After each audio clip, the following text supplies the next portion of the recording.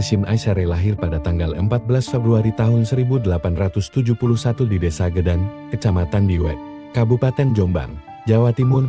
Beliau adalah putra dari pasangan Kyai Asy'ari dan Nyai Halimah. Keluarga KH Hasyim Asy'ari adalah keluarga yang sangat dihormati di masyarakat karena kedalaman ilmu agama dan ketakwaannya. Ayahnya, Kyai Asy'ari, adalah seorang ulama terpandang yang mengelola pesantren kecil di daerahnya. Sejak kecil, Hasyim Asy'ari sudah menunjukkan tanda-tanda kecerdasan dan ketekunan yang luar biasa. Ia tumbuh dalam lingkungan yang penuh dengan nilai-nilai keislaman, di mana Al-Quran dan kitab-kitab kuning menjadi bacaan sehari-hari.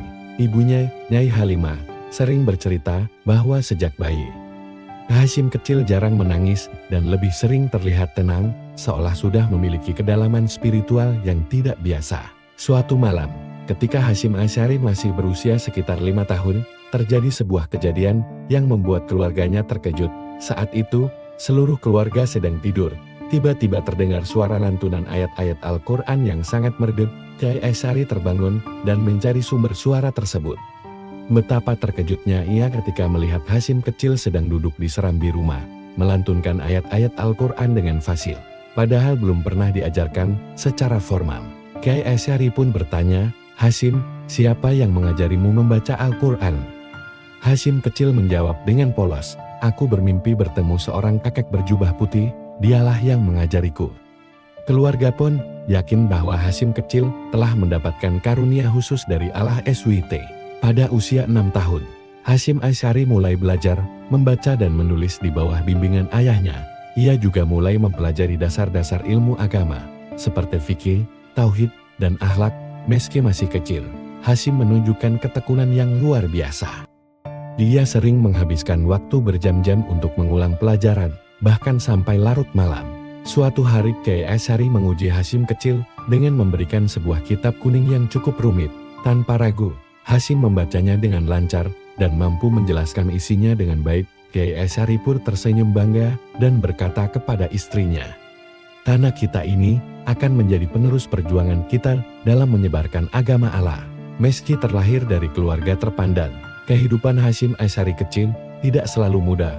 Saat berusia 9 tahun, ibunda tercintanya, Nyai Halimah, meninggal dunia. Kepergian sang ibu menjadi ujian berat bagi Hasyim kecil. Namun, ia tetap tegar dan semakin mendekatkan diri kepada Allah SWT. Setelah kepergian ibunya, Hasyim kecil sering menghabiskan waktu di masjid untuk beribadah dan belajar. Ia juga mulai membantu ayahnya mengajar santri-santri kecil di pesantren. Meski usianya masih belia, Hasyim sudah mampu memberikan penjelasan yang jelas dan mudah dipahami.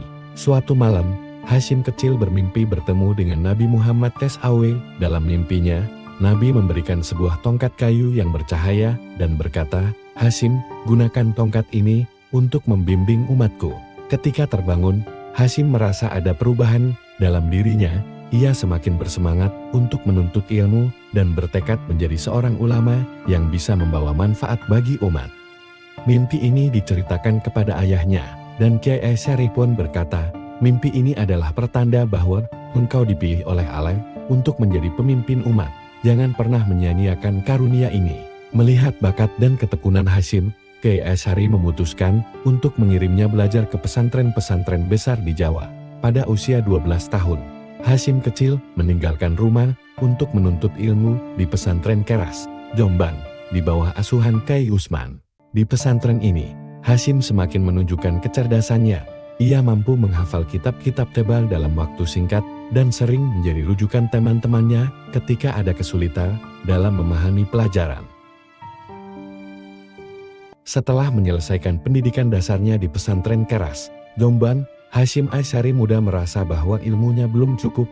Ia memiliki tekad yang kuat untuk menimba ilmu lebih dalam, terutama dari sumber-sumber otoritatif di Tanah Suci Mekah.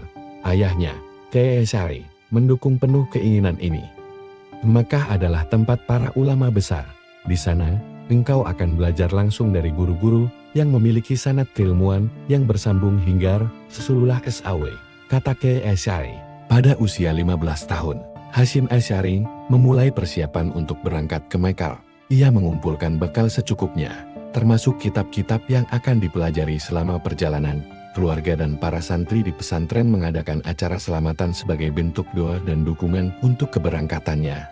Perjalanan ke Mekah pada akhir abad ke-19 bukanlah hal yang mudah. Hasyim Asy'ari harus menempuh perjalanan laut yang panjang dan melelahkan. Ia berangkat dari pelabuhan Surabaya menggunakan kapal layar tradisional.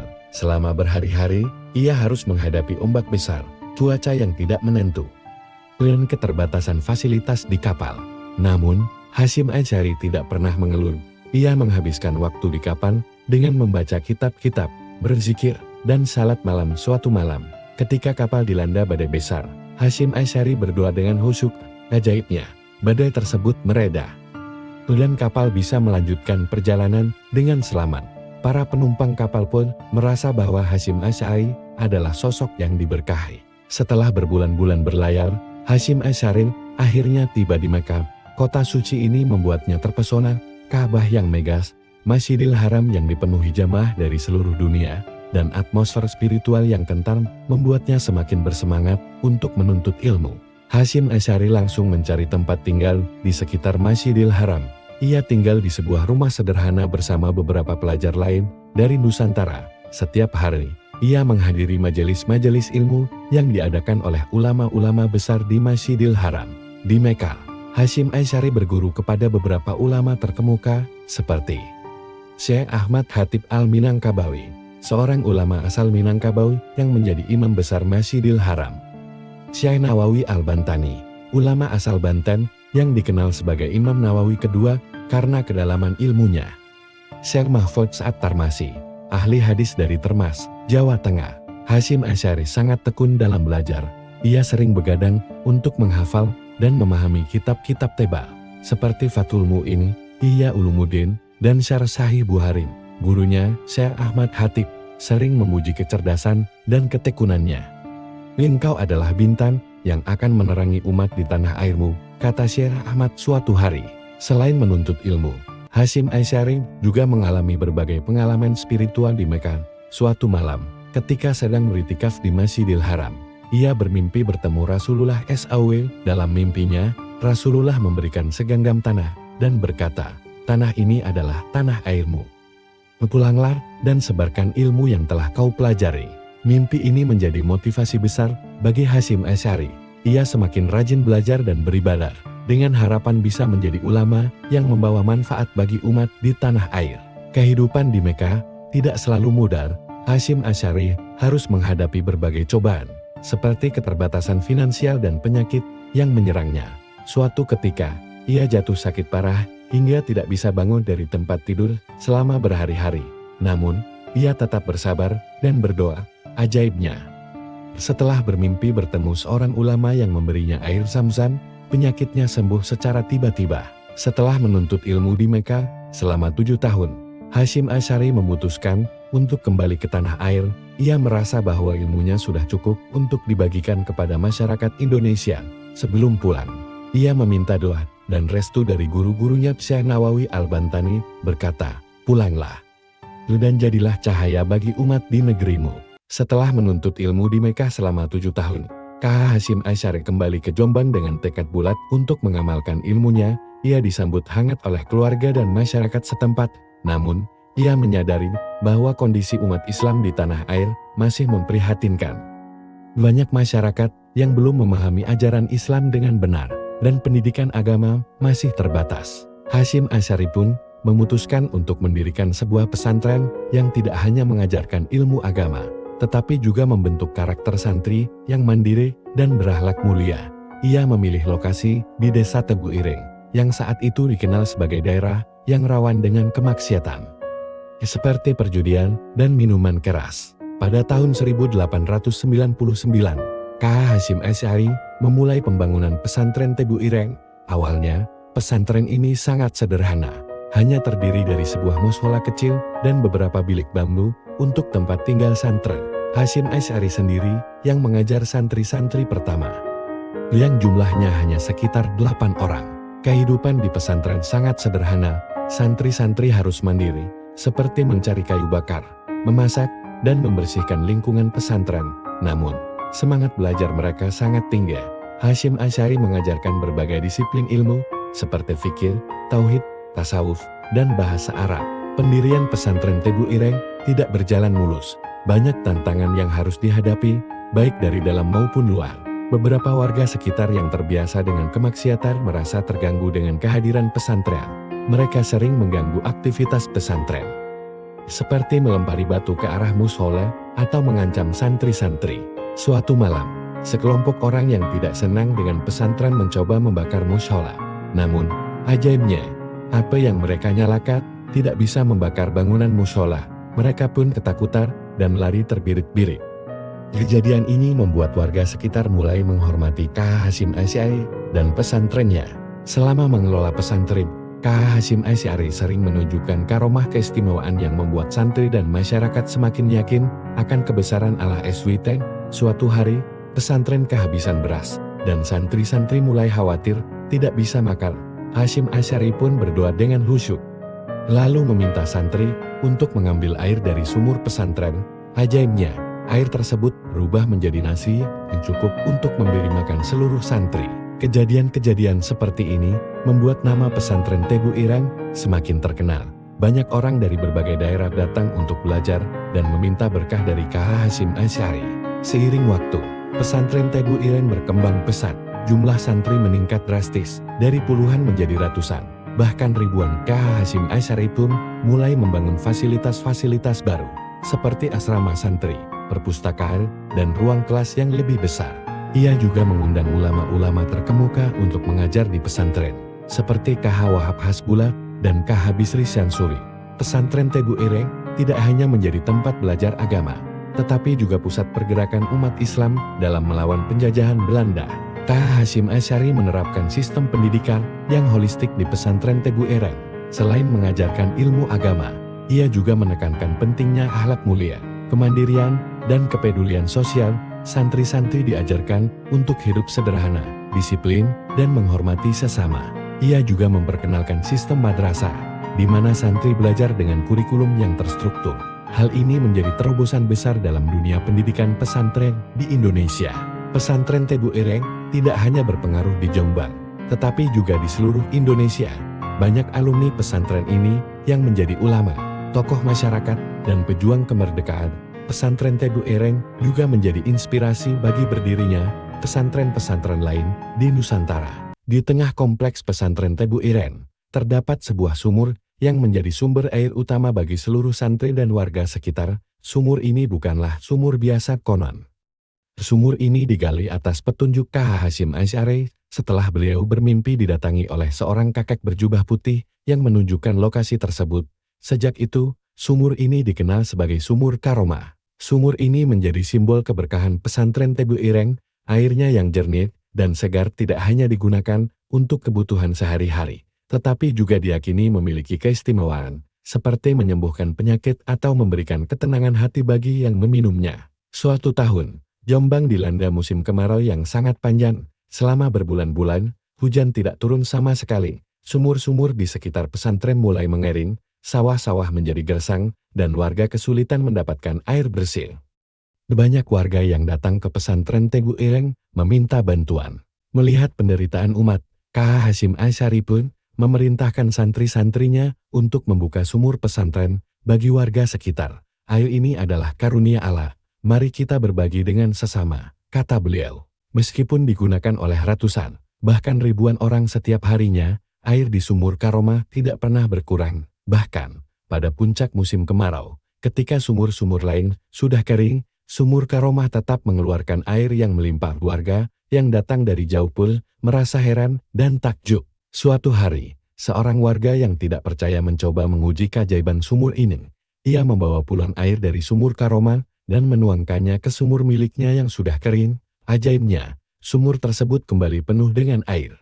Kejadian ini semakin memperkuat keyakinan warga akan karomah KH Hasyim Asy'ari. Di antara santri-santri pesantren Tebu Ireng, ada seorang santri yang meragukan keistimewaan sumur karomah. Ia berpikir bahwa sumur tersebut hanyalah sumur biasa yang kebetulan memiliki debit air yang besar. Suatu malam, santri ini bermimpi didatangi oleh seorang kakek berjubah putih yang berkata, "Sumur ini adalah tanda kebesaran Allah, janganlah engkau meragukan karunia-Nya." Ketika terbangun, santri tersebut merasa sangat menyesal. Ia pun meminta maaf kepada KH Hasyim Asy'ari dan berjanji tidak akan meragukan karomah yang diberikan Allah SWT. Pada masa penjajahan Belanda, tentara Belanda pernah mencoba menghentikan aktivitas pesantren Tebu Ireng dengan cara memblokade pasokan air. Mereka mengira bahwa dengan memutus akses air, pesantren akan lumpuh.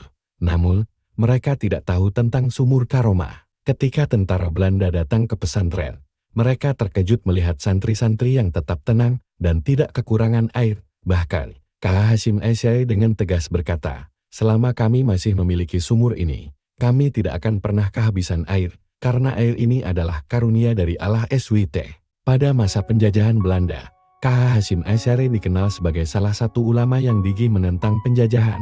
Beliau tidak hanya mengajar agama, tetapi juga menggerakkan perlawanan terhadap penjajah melalui fatwa-fatwanya yang membangkitkan semangat juang rakyat. Aktivitasnya ini membuat Belanda merasa terancam. Belanda pun berusaha menangkap KH Hasyim Asy'ari untuk menghentikan pengaruhnya. Mereka menganggap bahwa selama KH Hasyim Asy'ari masih bebas, perlawanan rakyat akan terus berkobar. Namun, setiap upaya penangkapan selalu gagal karena perlindungan Allah SWT. Suatu malam, sekelompok tentara Belanda datang ke pesantren Tebu Ireng dengan maksud menangkap KH Hasyim Asy'ari.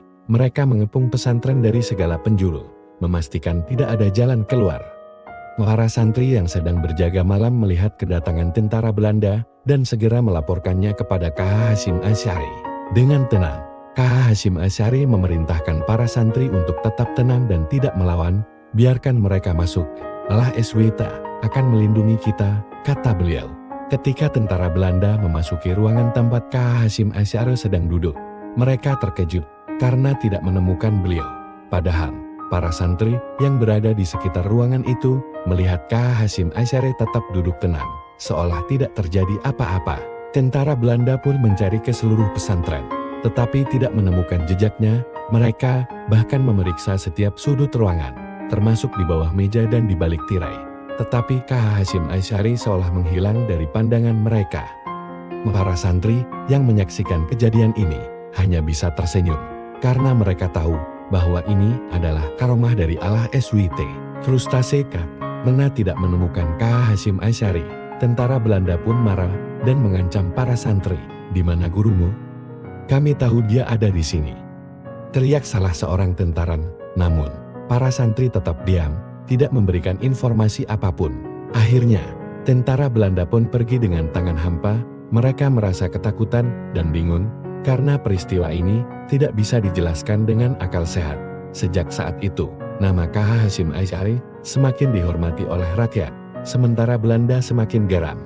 Setelah tentara Belanda pergi, KH Hasyim Asy'ari muncul kembali di ruangan tersebut. Para santri pun bertanya, bagaimana Kiai bisa menghilang seperti itu? Dengan tersenyum, KH Hasyim Asy'ari menjawab, "Ini adalah karunia dari Allah SWT. Selama kita berada di jalannya, Dia akan selalu melindungi kita." Beliau juga menceritakan bahwa saat tentara Belanda masuk, beliau berdoa dengan khusyuk, memohon perlindungan Allah SWT. Tiba-tiba, beliau merasa seperti diselimuti cahaya, dan tentara Belanda tidak bisa melihatnya. Pada masa penjajahan Belanda, KH Hasyim Asy'ari dikenal sebagai salah satu ulama yang gigih menentang penjajahan. Beliau tidak hanya mengajar agama, tetapi juga menggerakkan perlawanan terhadap penjajah melalui fatwa-fatwanya yang membangkitkan semangat juang rakyat. Aktivitasnya ini membuat Belanda merasa terancam. Belanda pun berusaha menangkap KH Hasyim Asy'ari untuk menghentikan pengaruhnya. Mereka menganggap bahwa selama KH Hasyim Asy'ari masih bebas, perlawanan rakyat akan terus berkobar. Namun, setiap upaya penangkapan selalu gagal karena perlindungan Allah SWT. Suatu malam, sekelompok tentara Belanda datang ke pesantren Tebu Ireng dengan maksud menangkap KH Hasyim Asy'ari. Mereka mengepung pesantren dari segala penjuru, memastikan tidak ada jalan keluar. Para santri yang sedang berjaga malam melihat kedatangan tentara Belanda dan segera melaporkannya kepada KH Hasyim Asy'ari. Dengan tenang, KH Hasyim Asy'ari memerintahkan para santri untuk tetap tenang dan tidak melawan. "Biarkan mereka masuk, Allah SWT akan melindungi kita," kata beliau. Ketika tentara Belanda memasuki ruangan tempat KH Hasyim Asy'ari sedang duduk, mereka terkejut karena tidak menemukan beliau. Padahal, Para santri yang berada di sekitar ruangan itu melihat KH Hasyim Asy'ari tetap duduk tenang, seolah tidak terjadi apa-apa. Tentara Belanda pun mencari ke seluruh pesantren, tetapi tidak menemukan jejaknya. Mereka bahkan memeriksa setiap sudut ruangan, termasuk di bawah meja dan di balik tirai.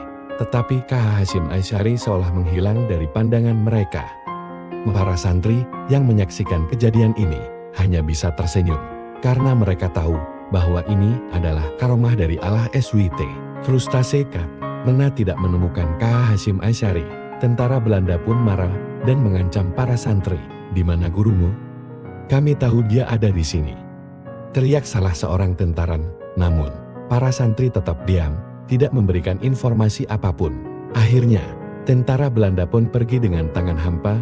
Mereka merasa ketakutan dan bingung, karena peristiwa ini tidak bisa dijelaskan dengan akal sehat.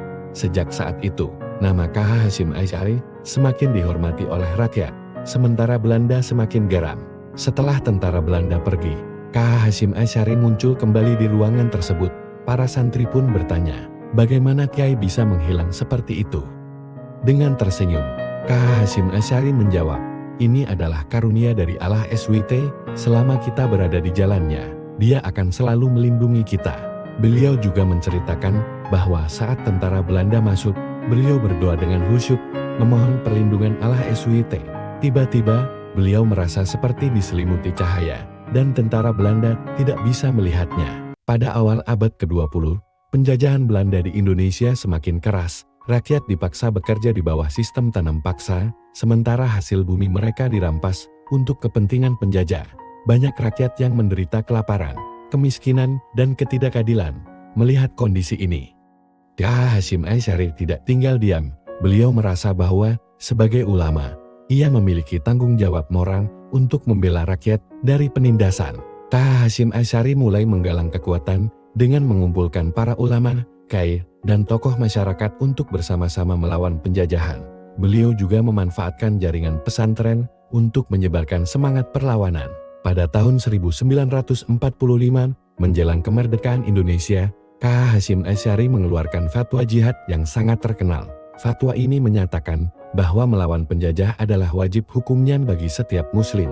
Fatwa ini menjadi pemicu semangat juang rakyat, terutama para santri dan pemuda, untuk mengangkat senjata melawan Belanda. Fatwa tersebut berbunyi, membela tanah air dari penjajah adalah bagian dari jihad fisabilillah. Barang siapa gugur dalam perjuangan ini, maka ia syahid.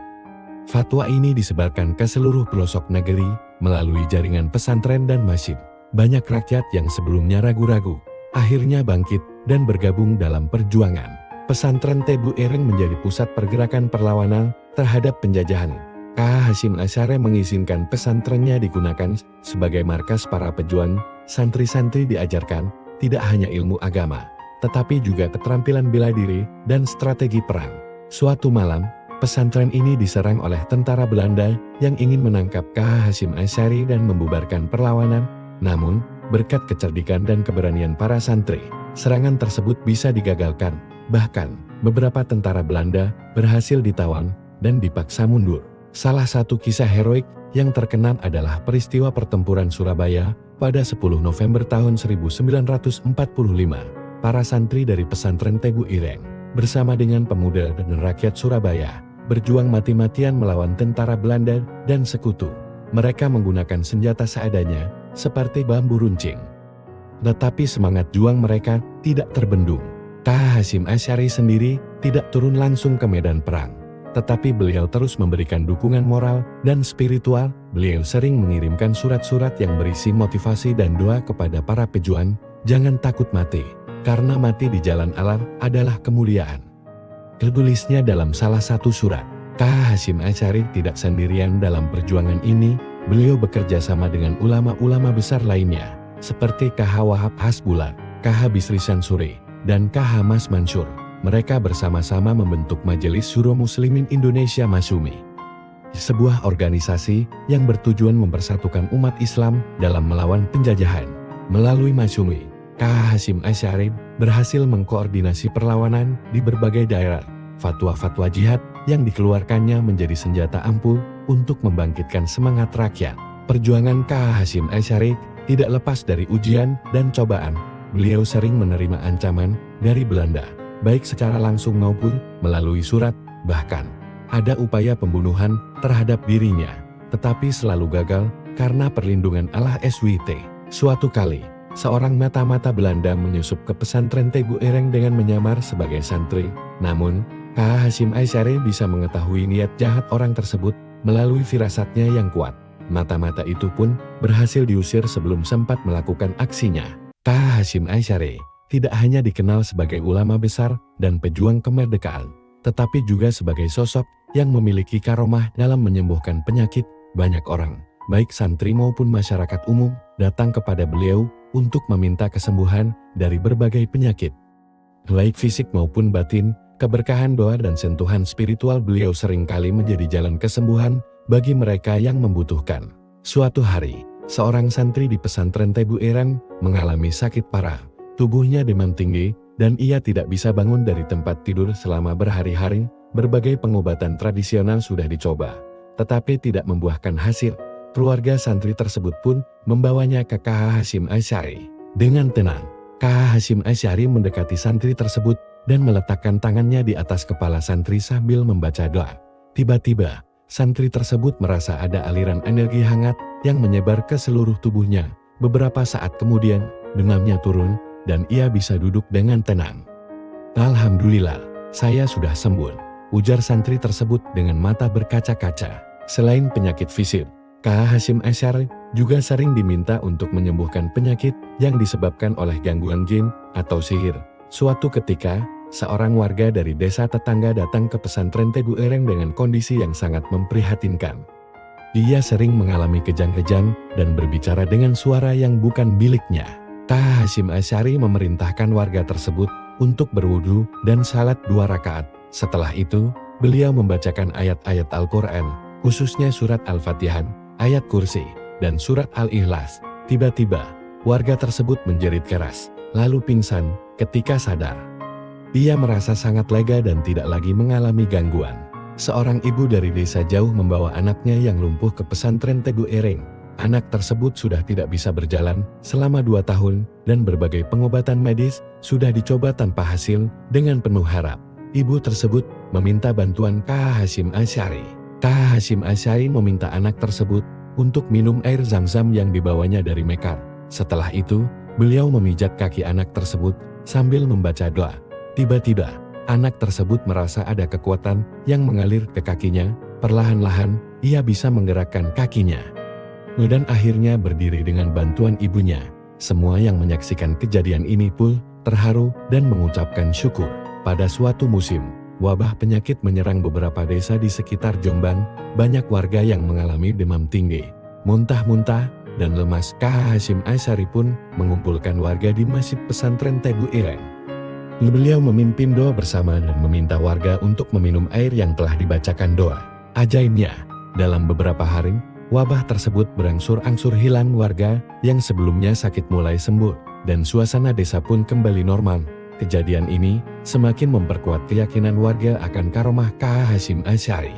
Setelah berhasil memimpin perlawanan terhadap penjajahan Belanda, KH Hasyim Asy'ari dihadapkan pada tantangan baru, yaitu konflik internal di kalangan umat Islam sendiri, perbedaan pandangan politik, strategi perjuangan, dan interpretasi keagamaan seringkali memicu ketegangan antar kelompok. Beberapa kelompok merasa bahwa KH Hasyim Asy'ari terlalu moderat, sementara yang lain menganggap beliau terlalu keras dalam mempertahankan prinsip-prinsip agama. Suatu ketika, sekelompok orang yang mengatasnamakan diri sebagai pembela Islam datang ke pesantren Teguh Ireng. Mereka menuduh KH Hasyim Asy'ari telah menyimpang dari ajaran Islam karena bekerja sama dengan kelompok nasionalis sekuler. Kelompok ini bahkan mengancam akan mengambil alih pesantren jika KH Hasyim Asy'ari tidak mengubah pendiriannya. Dengan tenang, KH Hasyim Asy'ari menyambut mereka dan mengajak berdialog. Islam mengajarkan kita untuk bersatu, bukan terpecah belah. Perbedaan pendapat adalah hal yang wajar, asalkan kita tetap menghormati satu sama lain, kata beliau. Namun, kelompok tersebut tetap keras kepala dan menolak untuk berdamai. Konflik internal ini juga memengaruhi beberapa santri di pesantren Teguh Ireng. Ada sekelompok santri yang mulai meragukan kepemimpinan KH Hasyim Asy'ari dan memilih untuk mengikuti kelompok radikal tersebut. Mereka bahkan mencoba memprovokasi santri-santri lain untuk memberontak. Melihat hal ini, KH Hasyim Asy'ari memanggil semua santri untuk berkumpul di masjid pesantren. Dengan suara yang lembut namun tegas, beliau berkata, "Kalian adalah generasi penerus perjuangan Islam. Jangan sampai perbedaan pendapat memecah belah persatuan kita. Ingatlah bahwa musuh kita yang sebenarnya adalah ketidakadilan dan kebodohan, bukan sesama muslim." Untuk menyelesaikan konflik ini, KH Hasyim Asy'ari mengundang para ulama dan tokoh masyarakat dari berbagai kelompok untuk bermusyawarah. Pertemuan ini diadakan di pesantren Tebu Ireng dan dihadiri oleh puluhan ulama terkemuka. Dalam musyawarah tersebut, KH Hasyim Asy'ari menekankan pentingnya persatuan dan toleransi dalam menghadapi tantangan bersama. Kita mungkin berbeda dalam cara, tetapi tujuan kita sama, yaitu menegakkan agama Allah dan membela hak-hak rakyat, ujarnya. Musyawarah ini berhasil meredakan ketegangan dan menghasilkan kesepakatan untuk bekerja sama dalam menghadapi musuh bersama. Namun, tidak semua pihak bisa menerima kesepakatan ini. Ada seorang tokoh yang merasa tidak puas dan memilih untuk berkhianat. Ia menyebarkan fitnah bahwa KH Hasyim Asy'ari telah menjual agama untuk kepentingan politik. Fitnah ini sempat membuat sebagian masyarakat ragu terhadap integritas beliau. Mendengar hal ini, KH Hasyim Asy'ari tidak marah. Beliau justru mengajak tokoh tersebut untuk berbicara secara langsung. "Jika engkau memiliki bukti, tunjukkanlah. Jika tidak, maka bertobatlah, karena fitnah lebih kejam dari pembunuhan," kata beliau. Tokoh tersebut akhirnya mengakui kesalahannya dan meminta maaf di depan umum. Pada awal abad ke-20, umat Islam di Indonesia menghadapi berbagai tantangan, baik dari penjajahan Belanda maupun dari perpecahan internal. Banyak ulama yang merasa perlu adanya sebuah organisasi yang bisa mempersatukan umat Islam dan melindungi ajaran Ahlussunnah wal Jamaah dari pengaruh kelompok-kelompok yang dianggap menyimpang. KH Hasyim Asy'ari bersama dengan beberapa ulama besar seperti KH Wahab Hasbullah dan KH Bisri Sansuri memprakarsai berdirinya Nahdlatul Ulama NU. Organisasi ini resmi didirikan pada tanggal 31 Januari tahun 1926 di Surabaya. Dengan tujuan untuk menjaga tradisi Islam Ahlussunnah wal Jamaah dan membela kepentingan umat Islam Indonesia. Pendirian NU tidak terjadi begitu saja. Prosesnya dimulai dengan serangkaian pertemuan dan musyawarah di antara para ulama. KH Hasyim Asy'ari menjadi tokoh sentral dalam pertemuan-pertemuan ini. Beliau menekankan pentingnya persatuan dan kerjasama antar ulama untuk menghadapi tantangan zaman. Dalam salah satu pertemuan, KH Hasyim Asy'ari berkata, "Kita harus bersatu. Jika kita terpecah belah, maka musuh akan dengan mudah mengalahkan kita. NU harus menjadi wadah bagi umat Islam untuk menjaga agama dan membela tanah air." Pendirian NU tidak lepas dari berbagai tantangan. Beberapa kelompok yang tidak setuju dengan pendirian NU mencoba menghalangi dengan cara menyebarkan fitnah dan provokasi. Mereka menuduh bahwa NU adalah organisasi yang terlalu dekat dengan penjajah Belanda. Namun, KH Hasyim Asy'ari dan para pendiri NU tidak gentar. Mereka terus melakukan sosialisasi dan menjelaskan tujuan sebenarnya dari pendirian NU. NU didirikan untuk membela agama dan negara, bukan untuk kepentingan kelompok tertentu, tegas KH Hasyim Asy'ari. Setelah NU resmi berdiri, KH Hasyim Asy'ari dipilih sebagai Rais Akbar pemimpin besar NU. Dalam posisi ini, beliau memimpin organisasi dengan penuh kebijaksanaan dan ketegasan. Beliau sering mengadakan pertemuan dengan para ulama dan tokoh masyarakat untuk membahas strategi perjuangan NU. Salah satu kebijakan penting yang diambil oleh KH Hasyim Asy'ari adalah mendirikan lembaga pendidikan NU untuk mencetak kader-kader ulama yang berkualitas. Lembaga ini menjadi salah satu pilar penting dalam perkembangan NU. Kongres NU pertama diadakan di Surabaya pada tahun 1926. Kongres ini dihadiri oleh ratusan ulama dan tokoh masyarakat dari seluruh Indonesia. KH Hasyim Asy'ari memberikan pidato pembukaan yang sangat menginspirasi. NU adalah milik kita semua, mari kita jaga dan rawat organisasi ini dengan penuh tanggung jawab. Jangan sampai perbedaan pendapat memecah belah persatuan kita, kata beliau. Kongres ini berhasil merumuskan visi dan misi NU, serta menetapkan program-program kerja untuk memajukan umat Islam. KH Hasyim Asy'ari dikenal sebagai ulama yang memiliki karomah. Salah satunya adalah kemampuan untuk mengetahui hal-hal gaib karomah ini bukanlah sesuatu yang beliau cari, melainkan anugerah dari Allah SWT sebagai tanda kebesarannya. Banyak santri dan masyarakat yang menyaksikan langsung kejadian-kejadian luar biasa yang menunjukkan karomah beliau. Suatu hari, KH Hasyim Asy'ari tiba-tiba memerintahkan para santri untuk memindahkan sebuah kitab dan peralatan penting ke lantai atas pesantren. Para santri pun bingung, karena cuaca saat itu cerah dan tidak ada tanda-tanda akan terjadi bencana. Namun, mereka tetap menuruti perintah beliau.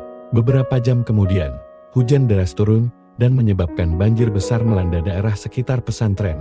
Air sungai meluap dan masuk ke dalam pesantren. Tetapi karena semua barang penting sudah dipindahkan, kerugian bisa diminimalisir. Para santri pun terkejut dan semakin yakin akan karomah KH Hasyim Asy'ari. Suatu ketika, seorang tamu datang ke pesantren Tebu Ireng dengan maksud jahat. Ia menyamar sebagai seorang pedagang yang ingin belajar agama. Tetapi sebenarnya ia adalah mata-mata yang dikirim oleh kelompok tertentu untuk mengganggu aktivitas pesantren. KH Hasyim Asy'ari langsung mengetahui niat jahat orang tersebut saat tamu itu masuk ke ruangan beliau. KH Hasyim Asy'ari berkata, "Engkau datang dengan niat yang tidak baik. Lebih baik engkau pulang dan bertobat sebelum terlambat." Tamu tersebut pun ketakutan dan langsung pergi tanpa sempat melakukan aksinya. Ada seorang santri yang sedang pulang ke kampung halamannya karena ada urusan keluarga. Beberapa hari kemudian, KH Hasyim Asy'ari tiba-tiba memanggil santri-santri lain dan berkata, "Santri kita yang pulang ke kampung sedang dalam bahaya. Segera bawa dia kembali ke pesantren." Para santri pun segera berangkat ke kampung halaman santri tersebut. Ternyata, santri itu sedang sakit parah dan tidak bisa kembali sendiri. Setelah dibawa ke pesantren dan dirawat, santri tersebut akhirnya sembuh. Ia pun merasa sangat bersyukur dan semakin yakin akan karomah KH Hasyim Asy'ari. Suatu hari, KH Hasyim Asy'ari memanggil seorang santri dan berkata, "Engkau akan menjadi ulama besar di masa depan. Tapi ingat, jangan pernah sombong dan selalu rendah hati." Santri tersebut merasa heran, karena ia tidak merasa memiliki kemampuan khusus. Bertahun-tahun kemudian, santri tersebut benar-benar menjadi ulama besar yang dihormati oleh banyak orang. Ia selalu ingat nasihat KH Hasyim Asy'ari dan tidak pernah sombong dengan pencapaiannya. Pada masa itu, konflik di masyarakat sering kali terjadi, baik karena perbedaan pendapat, sengketa tanah, maupun persaingan politik. KH Hasyim Asy'ari sering diminta untuk menjadi penengah dalam konflik-konflik tersebut karena beliau dikenal sebagai ulama yang adil dan bijaksana. Suatu ketika, terjadi konflik antara dua desa tetangga karena sengketa tanah. Kedua desa saling klaim atas sebidang tanah yang berada di perbatasan mereka. Konflik ini sudah berlangsung selama berbulan-bulan dan hampir menimbulkan pertumpahan darah. KH Hasyim Asy'ari pun diundang untuk menjadi penengah. Beliau mengumpulkan perwakilan dari kedua desa dan mendengarkan dengan sabar setiap keluhan mereka. Setelah itu, beliau berkata, "Tanah ini adalah milik Allah, mari kita gunakan untuk kemaslahatan bersama." Beliau kemudian mengusulkan agar tanah tersebut dijadikan lahan pertanian bersama, dengan hasilnya dibagi secara adil. Kedua desa pun setuju dan konflik berhasil diselesaikan dengan damai. Di dalam pesantren Tebu Ireng sendiri, terkadang terjadi konflik internal antar santri. Suatu kali, dua kelompok santri terlibat perselisihan karena perbedaan pendapat tentang metode pembelajaran. Kelompok pertama ingin fokus pada ilmu agama, sementara kelompok kedua ingin mempelajari ilmu umum juga. KH Hasyim Asy'ari memanggil kedua kelompok tersebut dan berkata, ilmu agama dan ilmu umum sama pentingnya. Keduanya harus seimbang untuk membentuk santri yang paripurna. Beliau kemudian menetapkan kurikulum baru yang menggabungkan kedua metode tersebut. Konflik pun berhasil diatasi, dan santri-santri kembali harmonis. Pada masa penjajahan Belanda, konflik politik seringkali memecah belah umat Islam. Beberapa kelompok ingin bekerja sama dengan Belanda untuk mendapatkan keuntungan, sementara yang lain menolak keras dan memilih untuk melawan. KH Hasyim Asy'ari sering menjadi penengah dalam konflik-konflik ini. Beliau mengajak semua pihak untuk bermusyawarah dan mencari solusi terbaik. Kita harus bersatu melawan penjajah, bukan saling bertengkar, kata beliau. Berkat kebijaksanaannya, banyak konflik politik yang berhasil diredam. Tidak hanya konflik besar, KH Hasyim Asy'ari juga sering diminta untuk menengahi konflik keluarga. Suatu kali, ada sebuah keluarga yang terlibat perselisihan karena masalah warisan Anak-anak saling berebut harta peninggalan orang tua mereka, hingga hubungan keluarga menjadi retak. KH Hasyim Asy'ari memanggil seluruh anggota keluarga dan mengajak mereka untuk bermusyawarah. Harta adalah titipan Allah, jangan sampai harta merusak hubungan keluarga, kata beliau. Beliau kemudian membantu mereka membagi warisan secara adil sesuai dengan hukum Islam. Keluarga tersebut pun berdamai dan hubungan mereka kembali harmonis. Di pesantren Tebu Ireng, KH Hasyim Asy'ari tidak hanya mengajarkan ilmu agama, tetapi juga menekankan pentingnya adab dan akhlak. Beliau sering berkata, ilmu tanpa adab bagai api tanpa kayu bakar. Ia tidak akan memberikan manfaat, bahkan bisa membahayakan. Namun, tidak semua santri bisa memahami dan mengamalkan nasihat ini. Ada seorang santri yang dikenal cerdas dan rajin belajar, tetapi memiliki sikap yang kurang baik. Ia sering meremehkan santri lain dan tidak menghormati para guru. Santri tersebut bernama Ahmad. Ia adalah salah satu santri terpandai di pesantren. Tetapi sikapnya sering membuat kesal santri lain dan para guru. Suatu hari, Ahmad melakukan kesalahan besar. Ia dengan sengaja mengejek seorang guru yang sedang memberikan pelajaran. Guru ini tidak sehebat Kyai Hasyim. Apa yang dia ajarkan tidak penting, kata Ahmad dengan nada merendahkan. Mendengar hal ini, para santri lain merasa marah dan melaporkan Ahmad kepada KH Hasyim Asy'ari dengan tenang. KH Hasyim Asy'ari memanggil Ahmad untuk menghadap. Di ruangan khusus, KH Hasyim Asy'ari duduk dengan tenang sambil memegang kitab kuning. Ahmad masuk dengan wajah sedikit cemas, tetapi masih terlihat sombong. Ahmad, apa yang terjadi? Mengapa engkau mengejek gurumu? Tanya KH Hasyim Asy'ari dengan suara lembut. Ahmad mencoba membela diri. Saya hanya bercanda, Kyai, guru itu tidak sehebat Kyai, jadi saya pikir tidak masalah. KH Hasyim Asy'ari menghela napas dan berkata, ilmu yang engkau pelajari tidak akan bermanfaat jika engkau tidak memiliki adab. Menghormati guru adalah kunci keberkahan ilmu.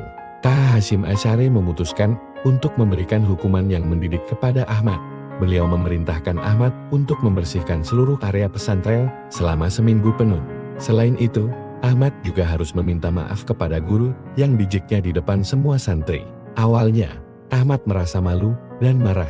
Namun, setelah beberapa hari menjalani hukuman, ia mulai menyadari kesalahannya. Ia melihat betapa beratnya tugas para guru dan betapa pentingnya menghormati mereka. Setelah seminggu menjalani hukuman, Ahmad kembali menghadap KH Hasyim Asy'ari. Kali ini, wajahnya terlihat lebih tenang dan rendah hati. Kyai, saya sudah menyadari kesalahan saya. Saya minta maaf dan berjanji akan memperbaiki sikap saya, kata Ahmad dengan suara lirih. KH Hasyim Asy'ari tersenyum dan berkata, kesadaranmu adalah awal dari perubahan. Ingat, ilmu yang bermanfaat adalah ilmu yang disertai dengan adab dan akhlak mulia. Sejak saat itu, Ahmad berubah menjadi santri yang lebih baik. Ia tidak hanya rajin belajar, tetapi juga menghormati para guru dan santri lain. Sikapnya yang rendah hati membuatnya disukai oleh banyak orang. Di masyarakat sekitar pesantren Tebu Ireng, seringkali terjadi kasus gangguan jin dan setan. Banyak warga yang merasa ketakutan dan tidak tahu harus berbuat apa. KH Hasyim Asy'ari dikenal sebagai ulama yang memiliki kekuatan spiritual untuk menghadapi makhluk-makhluk gaib tersebut. Beliau sering diminta untuk membantu warga yang mengalami gangguan. Suatu hari, seorang warga dari desa tetangga datang ke pesantren Tebu Ireng dengan kondisi yang sangat memprihatinkan. Ia sering mengalami kesurupan dan berbicara dengan suara yang bukan miliknya. Keluarganya sudah mencoba berbagai cara, termasuk memanggil dukun, tetapi tidak berhasil. KH Hasyim Asy'ari memerintahkan warga tersebut untuk berwudu dan salat 2 rakaat. Setelah itu, beliau membacakan ayat-ayat Al-Quran, khususnya surat Al-Fatihah, ayat Kursi, dan surat Al-Ikhlas. Tiba-tiba, warga tersebut menjerit keras, lalu pingsan. Ketika sadar, ia merasa sangat lega dan tidak lagi mengalami gangguan. Di dalam pesantren sendiri, ada seorang santri yang sering diganggu jin. Setiap malam, ia merasa ada yang mengganggu tidurnya, hingga ia tidak bisa beristirahat dengan tenang. Santri tersebut pun melaporkan hal ini kepada KH Hasyim Asy'ari. Dengan tenang, KH Hasyim Asy'ari memerintahkan santri tersebut untuk membaca ayat Kursi sebelum tidur. Beliau juga memberikan air yang telah dibacakan doa untuk diminum sebelum tidur. Sejak saat itu, santri tersebut tidak lagi mengalami gangguan dan bisa tidur dengan nyenyak. Suatu ketika, ada sebuah rumah di desa tetangga yang dianggap angker. karena sering terjadi kejadian-kejadian aneh. Pemilik rumah tersebut meminta bantuan KH Hasyim Asy'ari untuk membersihkan rumah dari gangguan jin. KH Hasyim Asy'ari pun datang ke rumah tersebut bersama beberapa santri. Beliau memimpin doa dan membacakan ayat-ayat Al-Quran di setiap sudut rumah. Tiba-tiba, terdengar suara jeritan dan tangisan dari dalam rumah. KH Hasyim Asy'ari dengan tegas berkata, "Keluarlah dari rumah ini. Karena ini adalah tempat tinggal manusia, bukan kalian." Setelah doa selesai, rumah tersebut terasa lebih tenang dan tidak lagi terjadi kejadian aneh. Pemilik rumah pun merasa sangat bersyukur dan memberikan sedekah kepada pesantren sebagai tanda terima kasih. Tidak semua jin yang dihadapi KH Hasyim Asy'ari diusir. Ada juga jin yang akhirnya menjadi pengikut setia setelah bertemu dengan beliau. Suatu hari, seorang jin datang kepada KH Hasyim Asy'ari dan berkata, "Aku ingin bertobat dan mengikuti ajaranmu." KH Hasyim Asy'ari menerima tobat jin tersebut dan mengajarkannya tentang ajaran Islam. Jin tersebut pun berjanji untuk tidak lagi mengganggu manusia dan akan membantu menyebarkan kebaikan. KH Hasyim Asy'ari menyadari bahwa perjuangan untuk memajukan umat Islam tidak bisa dilakukan sendirian. Beliau membutuhkan dukungan dan kerjasama dari ulama-ulama besar lainnya. Oleh karena itu, beliau aktif membangun hubungan dengan para ulama, baik dari dalam maupun luar negeri. KH Wahab Hasbullah adalah salah satu ulama besar yang memiliki hubungan erat dengan KH Hasyim Asy'ari. Mereka pertama kali bertemu di Mekar saat sama-sama menuntut ilmu. Keduanya langsung merasa cocok karena memiliki visi dan misi yang sama, yaitu memajukan umat Islam di Indonesia. Suatu hari, KH Wahab Hasbullah datang ke pesantren Tebu Ireng untuk berkunjung. KH Hasyim Asy'ari menyambutnya dengan hangat dan mengajaknya berdiskusi tentang berbagai masalah umat. "Kita harus bersatu dan bekerja sama untuk membela agama dan negara," kata KH Hasyim Asy'ari. KH Bisri Sansuri adalah ulama besar dari Jombang yang juga memiliki hubungan erat dengan KH Hasyim Asy'ari. Mereka sering bekerja sama dalam berbagai kegiatan keagamaan dan sosial. Suatu kali, mereka bersama-sama mendirikan sebuah madrasah untuk anak-anak yatim di Jombang. KH Hasyim Asy'ari berkata, "Anak-anak yatim adalah amanah dari alam. Kita harus memberikan pendidikan yang terbaik untuk mereka." Madrasah tersebut akhirnya menjadi salah satu pusat pendidikan terbaik di Jombang berkat kerjasama kedua ulama ini. KH Hasyim Asy'ari juga membangun hubungan dengan ulama-ulama dari luar negeri, seperti Syekh Ahmad Khatib Al-Minangkabawi dan Syekh Nawawi Al-Bantani. Mereka sering berkirim surat untuk berdiskusi tentang berbagai masalah keagamaan dan strategi perjuangan. Suatu kali Syekh Nawawi Al-Bantani mengirim surat kepada KH Hasyim Asy'ari berisi pujian atas perjuangannya dalam mendirikan Nahdlatul Ulama NU. "Engkau adalah cahaya bagi umat Islam di Indonesia. Teruslah berjuang, karena Allah SWT selalu bersama orang-orang yang berjuang di jalannya." Tulis Syekh Nawawi. Untuk memperkuat persatuan umat Islam, KH Hasyim Asy'ari sering mengadakan musyawarah besar ulama. Pertemuan ini dihadiri oleh puluhan ulama dari berbagai daerah. Mereka membahas berbagai masalah umat, seperti pendidikan, sosial, dan politik. Dalam salah satu musyawarah, KH Hasyim Asy'ari berkata, "Kita harus bersatu dan bekerja sama untuk menghadapi tantangan zaman. Jangan sampai perbedaan pendapat memecah belah persatuan kita." Musyawarah ini berhasil menghasilkan berbagai program kerja yang bermanfaat bagi umat Islam. KH Hasyim Asy'ari dikenal sebagai ulama yang memiliki karomah dalam berdakwah. Beliau tidak hanya mengandalkan ilmu dan hikmah, tetapi juga mukjizat yang diberikan Allah SWT untuk menarik hati masyarakat. Dakwahnya seringkali disertai dengan kejadian-kejadian luar biasa yang membuat orang-orang yang awalnya menentang menjadi tertarik dan akhirnya memeluk Islam. Suatu hari, KH Hasyim Asy'ari mengunjungi sebuah desa terpencil yang penduduknya masih banyak yang belum mengenal Islam. Penduduk desa tersebut awalnya menutup diri dan tidak mau mendengarkan dakwah beliau. Namun, KH Hasyim Asy'ari tidak putus asa. Beliau memulai dakwahnya dengan memberikan bantuan sosial, seperti membagikan makanan dan pakaian kepada penduduk yang miskin. Suatu malam, ketika beliau sedang berdoa di tepi sungai, tiba-tiba air sungai tersebut berubah menjadi susu. Penduduk desa yang melihat kejadian ini pun terkejut dan mulai tertarik dengan ajaran yang dibawa oleh KH Hasyim Asy'ari. Di sebuah kota, ada seorang tokoh masyarakat yang sangat menentang dakwah KH Hasyim Asy'ari. Ia bahkan mengumpulkan massa untuk mengusir beliau dari kota tersebut. KH Hasyim Asy'ari pun diundang untuk berdialog dengan tokoh tersebut. Dalam dialog tersebut, KH Hasyim Asy'ari dengan tenang menjelaskan ajaran Islam dan menjawab setiap pertanyaan yang diajukan. Tiba-tiba, tokoh tersebut merasa ada perubahan dalam dirinya. Hatinya yang awalnya keras menjadi lunak, dan ia pun memeluk Islam di depan semua orang. Masa yang awalnya menentang pun menjadi pendukung setia KH Hasyim Asy'ari. Di pesantren Tebu Ireng, ada seorang santri yang awalnya sangat bandel dan tidak mau mengikuti aturan pesantren. Ia sering melanggar peraturan dan membuat masalah. KH Hasyim Asy'ari pun memanggil santri tersebut untuk berdialog. Dengan penuh kasih sayang, KH Hasyim Asy'ari berkata, "Engkau memiliki potensi yang besar. Jangan sia-siakan masa mudamu dengan perbuatan yang tidak bermanfaat."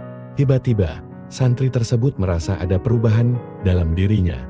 Ia pun berjanji untuk memperbaiki sikapnya dan menjadi santri yang taat. Suatu ketika, ada seorang penjahat yang terkenal kejam di daerah Jombang. Ia sering merampok dan mengganggu ketenteraman masyarakat. KH Hasyim Asy'ari pun memutuskan untuk menghadapi penjahat tersebut. Dengan berani, KH Hasyim Asy'ari mendatangi markas penjahat tersebut dan berbicara langsung dengannya. "Engkau memiliki hati yang baik, tetapi tertutup oleh dosa, bertobatlah sebelum terlambat," kata KH Hasyim Asy'ari. Tiba-tiba, penjahat tersebut merasa ada perubahan dalam dirinya. Dia pun menangis dan memeluk KH Hasyim Asy'ari, lalu berjanji untuk bertobat. Pada tahun 1942, Jepang masuk ke Indonesia dan menggantikan penjajahan Belanda. Awalnya, Jepang mengklaim sebagai saudara tua yang datang untuk membebaskan Asia dari penjajahan Barat. Namun, kenyataannya, Jepang justru menerapkan kebijakan yang lebih keras dan menindas rakyat Indonesia. KH Hasyim Asy'ari dan para ulama lainnya segera menyadari bahwa Jepang tidak berbeda dengan Belanda. Mereka pun mulai merencanakan strategi untuk menghadapi penjajahan baru ini. Jepang menerapkan berbagai kebijakan yang merugikan rakyat Indonesia, seperti rumusnya kerja paksa, penyitaan hasil bumi, dan pembatasan aktivitas keagamaan. Banyak rakyat yang menderita kelaparan dan kekurangan sandang pangan. KH Hasyim Asy'ari melihat penderitaan rakyat dan merasa terpanggil untuk melakukan sesuatu. Beliau mengumpulkan para ulama dan tokoh masyarakat untuk membahas langkah-langkah yang harus diambil. KH Hasyim Asy'ari memimpin perlawanan terhadap Jepang dengan cara yang bijaksana. Beliau tidak hanya mengandalkan kekuatan fisik, tetapi juga kekuatan spiritual dan diplomasi. Beliau sering mengadakan pertemuan rahasia dengan para ulama dan pejuang kemerdekaan untuk merencanakan strategi. Suatu kali, Jepang memerintahkan agar semua bendera merah putih dikibarkan bersama bendera Jepang. KH Hasyim Asy'ari dengan tegas menolak perintah ini. "Bendera merah putih adalah simbol kemerdekaan kita, kami tidak akan mengibarkannya bersama bendera penjajah," kata beliau. Karena aktivitasnya yang dianggap membahayakan, Jepang akhirnya menangkap KH Hasyim Asy'ari dan memenjarakannya. Namun, beliau tidak gentar di dalam penjara. Beliau terus memberikan motivasi dan semangat kepada sesama tahanan. Suatu malam, terjadi kejadian ajaib. Penjaga penjara melihat cahaya terang memancar dari sel KH Hasyim Asy'ari. Ketika mereka memeriksa, beliau sedang duduk tenang sambil berdoa. Penjaga penjara pun ketakutan dan melaporkan kejadian ini kepada atasannya. Akhirnya, Jepang memutuskan untuk membebaskan KH Hasyim Asy'ari karena takut akan kekuatan spiritual beliau.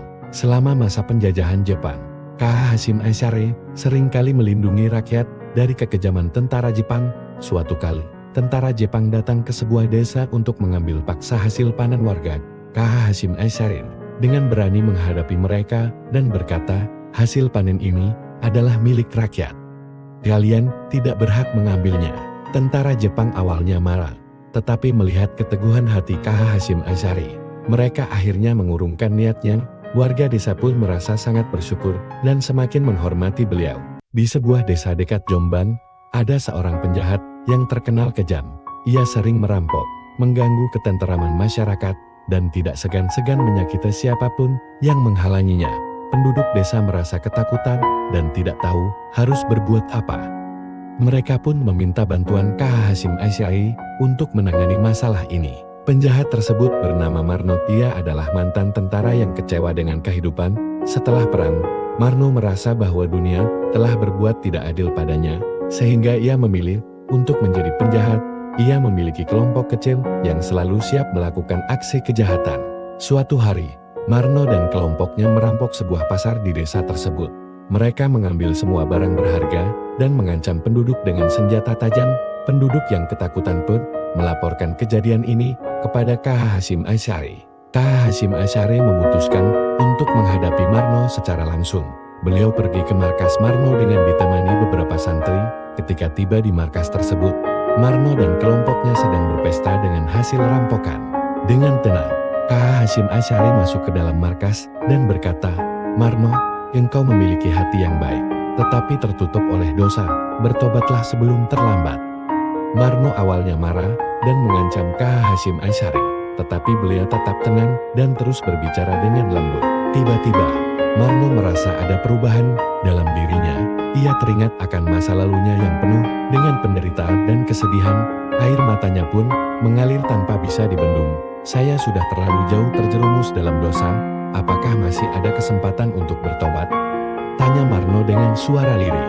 KH Hasyim Asy'ari tersenyum dan berkata, "Selama nyawa masih dikandung badan, pintu taubat selalu terbuka. Allah SWT Maha Pengampun dan Maha Penyayang." Marno pun memutuskan untuk bertobat. Ia mengembalikan semua hasil rampokan kepada penduduk dan meminta maaf atas segala perbuatannya. KH Hasyim Asy'ari kemudian membawa Marno ke pesantren Tebu Ireng untuk belajar agama dan memperbaiki diri. Di pesantren, Marno belajar dengan tekun dan mulai memahami ajaran Islam. Ia juga membantu membersihkan lingkungan pesantren dan melakukan berbagai kegiatan sosial. Penduduk desa yang awalnya takut padanya mulai menerima dan memaafkannya. Setelah puluhan tahun berjuang untuk umat Islam dan bangsa Indonesia, KH Hasyim Asy'ari mulai merasakan tanda-tanda kelelahan fisik. Meskipun demikian, beliau tetap aktif dalam berbagai kegiatan keagamaan dan sosial. Beliau seringkali mengabaikan kesehatannya demi kepentingan umat. Pada bulan Juli tahun 1947, kondisi kesehatan KH Hasyim Asy'ari mulai menurun. Beliau sering mengalami demam tinggi dan kesulitan beraktivitas seperti biasa. Namun, beliau tetap bersikeras untuk memberikan pengajian dan memimpin pertemuan-pertemuan penting. Suatu malam, KH Hasyim Asy'ari memanggil para santri dan keluarganya ke ruangannya. Dengan suara yang lemah, namun penuh ketegasan, beliau berkata, "Aku merasa bahwa ajalku sudah dekat. Aku ingin kalian semua tetap bersatu dan melanjutkan perjuangan ini." KH Hasyim Asy'ari memberikan beberapa wasiat penting kepada para santri dan keluarganya. Pertahankan persatuan umat Islam. Jangan sampai perbedaan pendapat memecah belah persatuan kita. Bersatulah dalam menghadapi segala tantangan. Jaga dan kembangkan pesantren Tebu Ireng. Pesantren ini adalah amanah dari Allah. Jaga dan kembangkanlah agar bisa terus memberikan manfaat bagi umat. Teruskan perjuangan kemerdekaan. Kemerdekaan adalah hak setiap bangsa. Teruskan perjuangan ini dengan penuh keikhlasan dan keteguhan hati. Pada tanggal 25 Juli tahun 1947, KH Hasyim Asy'ari menghembuskan nafas terakhir di pesantren Tebu Ireng. Beliau wafat dalam keadaan tenang, dikelilingi oleh para santri, keluarga, dan ulama-ulama terkemuka. Suasana haru dan duka menyelimuti seluruh pesantren. Para santri dan warga yang mendengar kabar wafatnya KH Hasyim Asy'ari pun berduyun-duyun datang ke pesantren untuk memberikan penghormatan terakhir. Mereka merasa kehilangan sosok ulama besar yang telah memberikan begitu banyak manfaat bagi umat. KH Hasyim Asy'ari dimakamkan di kompleks pesantren Tebu Ireng. Prosesi pemakaman dihadiri oleh ribuan orang dari berbagai daerah. Mereka datang untuk memberikan penghormatan terakhir dan mendoakan beliau. Prosesi pemakaman berlangsung dengan hikmat. Para ulama membacakan ayat-ayat Al-Quran dan doa-doa untuk keselamatan KH Hasyim Asy'ari di alam barzah. Banyak yang menangis, merasa kehilangan sosok yang telah menjadi panutan dan pembela umat. KH Hasyim Asy'ari tidak hanya meninggalkan kenangan, tetapi juga warisan yang sangat berharga bagi umat Islam dan bangsa Indonesia. Warisan ini mencakup pemikiran, lembaga pendidikan, organisasi, dan nilai-nilai perjuangan yang terus menginspirasi generasi berikutnya. Salah satu warisan terbesar KH Hasyim Asy'ari adalah pesantren Tebu Ireng. Pesantren ini tidak hanya menjadi pusat pendidikan agama, tetapi juga menjadi simbol perjuangan dan kemandirian umat Islam di bawah kepemimpinan KH Hasyim Asy'ari. Pesantren Tebu Ireng berkembang menjadi salah satu pesantren terbesar dan paling berpengaruh di Indonesia. Setelah wafatnya KH Hasyim Asy'ari, pesantren Tebu Ireng terus dikembangkan oleh para penerusnya. Pesantren ini menjadi tempat bagi ribuan santri dari seluruh Indonesia untuk menimba ilmu agama dan ilmu umum. Banyak alumni pesantren Tebu Ireng yang menjadi ulama, tokoh masyarakat, dan pemimpin bangsa. KH Hasyim Asy'ari adalah salah satu pendiri Nahdlatul Ulama NU. Organisasi Islam terbesar di Indonesia. NU didirikan untuk menjaga tradisi Islam Ahlussunnah wal Jamaah dan membela kepentingan umat Islam di bawah kepemimpinan KH Hasyim Asy'ari. NU menjadi kekuatan sosial politik yang sangat berpengaruh. Setelah wafatnya KH Hasyim Asy'ari, NU terus berkembang dan memainkan peran penting dalam berbagai aspek kehidupan berbangsa dan bernegara. Organisasi ini menjadi wadah bagi umat Islam untuk berkontribusi dalam pembangunan nasional dan menjaga persatuan bangsa. KH Hasyim Asy'ari meninggalkan banyak pemikiran dan karya tulis yang sangat berharga. Beberapa karya beliau yang terkenal antara lain Adab al-Alim wa al-Muta'alim. Buku ini membahas tentang adab dan etika dalam menuntut ilmu. Buku ini menjadi rujukan penting bagi para santri dan pelajar. Al-Tibyan fi al-Nahi an Muqata'ah al-Arham wa al-Aqarib wa al-Ikhwan. Buku ini membahas tentang larangan memutus hubungan silaturahmi. Buku ini mengajarkan pentingnya menjaga hubungan baik dengan keluarga dan sesama muslim. Risalah Ahlussunnah wal Jamaah. Buku ini menjelaskan tentang prinsip-prinsip Ahlussunnah wal Jamaah. Buku ini menjadi pegangan penting bagi para ulama dan umat Islam. Pemikiran dan karya tulis KH Hasyim Asy'ari terus dipelajari dan dikembangkan oleh generasi berikutnya. Banyak ulama dan cendekiawan yang menjadikan karya beliau sebagai rujukan dalam mengembangkan pemikiran Islam. KH Hasyim Asy'ari meninggalkan nilai-nilai perjuangan yang sangat berharga, seperti keikhlasan, keteguhan hati, persatuan, dan kemandirian. Nilai-nilai ini terus menginspirasi umat Islam dan bangsa Indonesia dalam menghadapi berbagai tantangan. Beliau juga mengajarkan pentingnya pendidikan dan pemberdayaan umat. KH Hasyim Asy'ari percaya bahwa pendidikan adalah kunci untuk mengubah nasib umat dan bangsa. Oleh karena itu, beliau mendirikan banyak lembaga pendidikan dan mendorong umat Islam untuk menuntut ilmu. Warisan KH Hasyim Asy'ari juga sangat berpengaruh terhadap generasi muda. Banyak pemuda yang terinspirasi oleh perjuangan dan pemikiran beliau. Mereka aktif dalam berbagai kegiatan keagamaan, sosial, dan politik untuk melanjutkan perjuangan KH Hasyim Asy'ari. Di pesantren Tebu Ireng dan NU, banyak program yang ditujukan untuk generasi muda, seperti pelatihan kepemimpinan, kegiatan sosial, dan pengembangan kewirausahaan. Program-program ini bertujuan untuk mencetak generasi muda yang berkualitas dan berakhlak mulia. KH Hasyim Asy'ari wafat pada tanggal 25 Juli tahun 1947. Tetapi karomah dan keberkahan beliau tidak berhenti sampai di situ. Banyak kejadian aneh dan mukjizat yang masih terjadi setelah wafatnya beliau, terutama di sekitar makamnya di kompleks pesantren Tebu Ireng. Hal ini semakin memperkuat keyakinan umat Islam akan kebesaran Allah SWT dan kemuliaan KH Hasyim Asy'ari. Suatu hari, seorang warga dari desa tetangga datang ke makam KH Hasyim Asy'ari dengan kondisi sakit parah. Ia sudah berobat ke berbagai dokter, tetapi tidak kunjung sembuh. Dengan penuh harap, ia berdoa di makam KH Hasyim Asy'ari dan meminta kesembuhan. Tiba-tiba, ia merasa ada aliran energi hangat yang menyebar ke seluruh tubuhnya. Beberapa saat kemudian, sakitnya hilang dan ia merasa sangat segar. Warga tersebut pun merasa sangat bersyukur dan yakin bahwa ini adalah karomah KH Hasyim Asy'ari.